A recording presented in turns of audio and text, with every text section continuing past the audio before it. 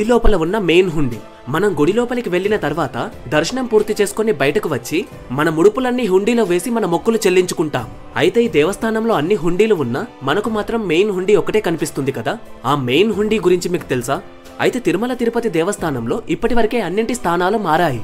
Like అక్కడున్న వేరే హుండీస్ are లేకపోతే ఉత్సవమూర్తులు వీటన్నింటి పొజిషన్స్ మారాయి. కానీ కొన్ని శతాబ్దాల నుండి ఆ మెయిన్ హుండీ యొక్క పొజిషన్ మాత్రం ఇప్పటి వరకు మారలేదు.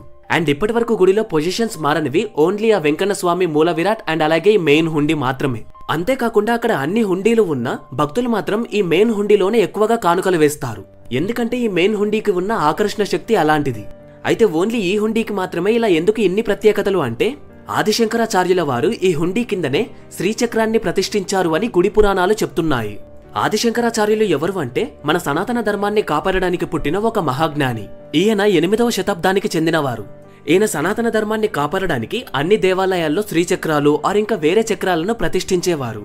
అలా దాదాపు 8 నుండి 9వ శతాబ్దం మధ్యలో శంకరాచార్యుల వారు తిరుమల దేవస్థానంలోనే ఈ చక్రాన్ని కరెక్ట్ గా ఇప్పుడు హుండీ ఉన్న ప్లేస్ లోనే ప్రతిష్ఠించారు అని పురాణాలు చెప్తున్నాయి. అయితే ఈ చక్రం వల్లే ఆ మెయిన్ హుండీకి అంతటి ఆకర్షణ శక్తి వచ్చిందంట. ఈ చక్రాన్ని చూద్దామంటే ఎవరికి బయటకి కనపడదు. సో ఈసారి వెళ్ళినప్పుడు ఈ మెయిన్ హుండీని తప్పకుండా చూడండి.